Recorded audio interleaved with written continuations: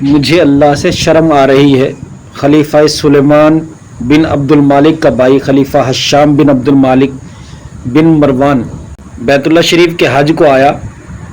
طواف کے دوران اس کی نگاہ زاہد متقی اور عالم و ربانی سالم بن عبداللہ بن عمر رضی اللہ تعالی عنہ پر پڑی، جو اپنا جوتا ہاتھ میں اٹھائے ہوئے خانہ کعبہ کا طواف کر رہے تھے۔ ان کے اوپر ایک کپڑا اور ایک امامہ تھا جس کی قیمت 13 درہم سے زیادہ نہیں تھی۔ خلیفہ حشام نے کہا، کوئی حاجت ہو تو فرمائیے۔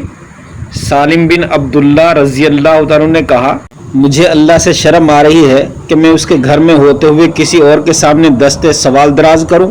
یہ سننا تھا کہ خلیفہ کے چہرے کا رنگ سرخ ہونے لگا اور اس نے سالم بن عبداللہ رضی اللہ تعالیٰ کے جواب میں اپنی سبکی محسوس کی۔ جب سالم بن عبداللہ رضی اللہ تعالیٰ عنہ حرم شریف سے باہر نکلے تو وہ بھی ان کے پیچھے ہی حرم سے نکل پڑا اور راستے میں ان کے سامنے آ کے کہنے لگا، اب تو آپ بیت اللہ شریف سے باہر نکل چکے ہیں، کوئی حاجت ہو تو فرمائیے، بندہ حاضر ہے۔ سالم بن عبداللہ گویا ہوئے، آپ کی مراد دنیاوی حاجت سے ہے یا آخروی حاجت سے؟ خلیفہ حشام، آخروی حاجت کو پورا کرنا تو میرے بس میں نہیں، البتہ دنیاوی ضروریات پوری کر سکتا ہوں، فرمائیے۔ سالم بن عبداللہ رضی اللہ تعالیٰ کہنے لگے، میں نے دنیا تو اس سے بھی نہیں مانگی ہے جس کی یہ ملکیت ہے، پھر بھلا میں اس شخص کی دنیا کو کیوں کر طلب کر سکتا ہوں جس کا وہ خود مالک نہیں؟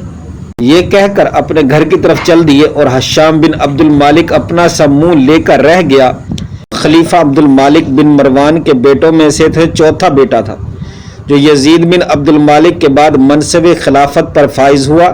اس کے بعد اس کے عہد میں ترکوں نے بار بار بغاوتیں کی۔ حشام نے نصر بن سیارکو کو خراسان کا گورنر مقرر کیا تو اس نے 9 مسلموں سے جزیہ لینا موقوف کیا، جس کے نتیجے میں ترکوں میں اسلامی بڑی سرحد سے پھیلنے لگا۔